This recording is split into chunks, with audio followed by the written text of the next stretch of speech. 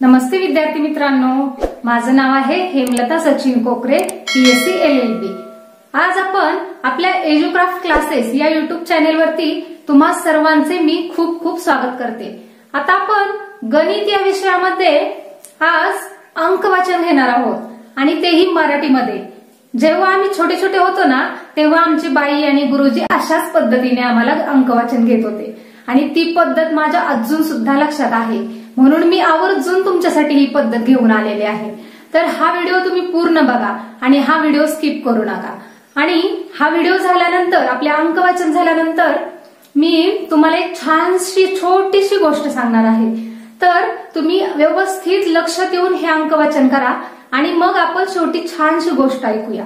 तर चला व्हिडिओला सुरुवात करूया।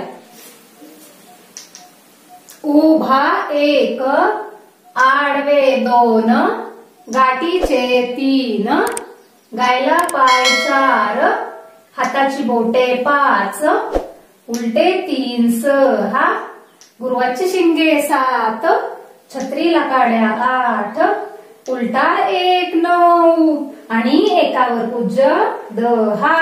हे अंकवाचन आपण एक व्हिडिओ बनवलेला आहे त्याचा, तर त्याच्यामध्ये तुम्ही छानपैकी ते म्हणायचं आहे बघून।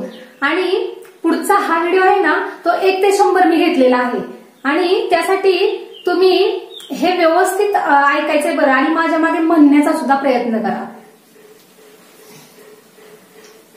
एकावर 1 11, एकावर 2 12, एकावर 3 13, एकावर 4 14, एकावर 5 15, एकावर 6 16, एकावर 7 17, एकावर 8 18, एकावर 9 19, दोनावर पूज्य 20। ह्याला पूज्य म्हणायचं, पूज्य म्हणजे 0।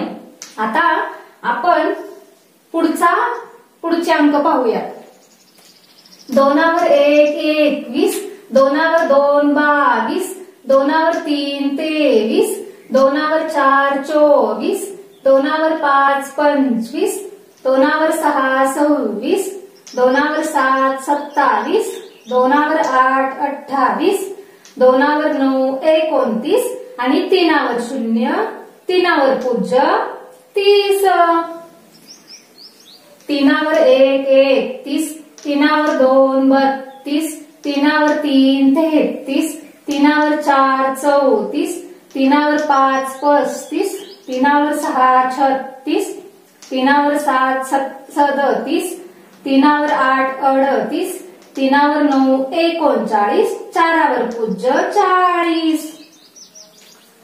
चारावर 1 41, चारावर 2 42, चारावर 3 43, चारावर 4 44, चारावर 5 45, चारावर 6 46, चारावर 7 47, चारावर 8 48, चारावर 9 49, पाचावर पूज्य 50।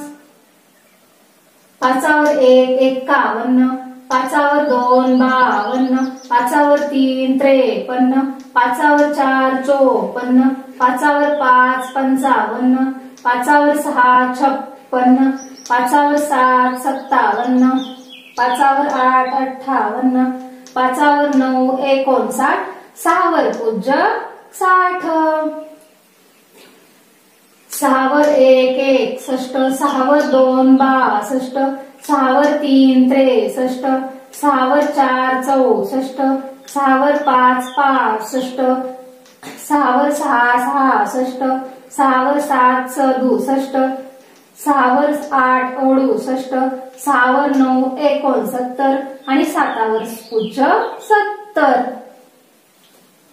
सातावर 1 71, सातावर 2 72, सातावर 3 73, सातावर 4 74, सातावर 5 75, सातावर 6 76, सातावर 7 77, सातावर 8 78, सातावर 9 79 आणि आठावर पूज्य 80।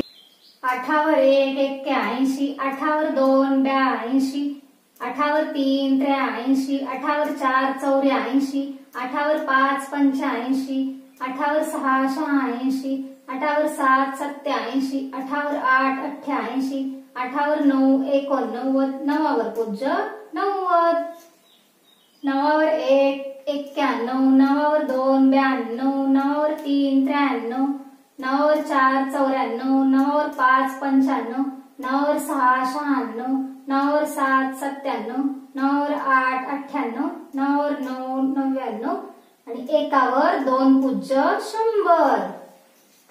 हे झाले आपले मराठीतून अंक. आता बऱ्याच मुलांना ना इंग्लिश मधून 1 to 100 पर्यंत बोलता आणि लिहिता सुद्धा येतं, पण मराठी अंक म्हटलं ना त्यांना ते अजिबात लक्षात राहत नाही. आणि ह्या पद्धतीने जर आपण बोललो ना, अंकवाचन केलं ना, तर तुम्हाला व्यवस्थित लक्षात राहील आणि कधीही ते विसरणार नाहीत अंक. आणि जेव्हा आपल्याला ह्या मराठीतील अंकांचा फायदा एक होतो की जेव्हा स्पर्धा परीक्षा असतात, मंथन, स्कॉलरशिप स्पर्धा परीक्षा पुढे असतात मुलांना, तेव्हा त्यांना मराठीतूनच अंक असतात. त्यामुळे त्यांना मराठीतून अंक काहीच ओळखता येत नाहीत.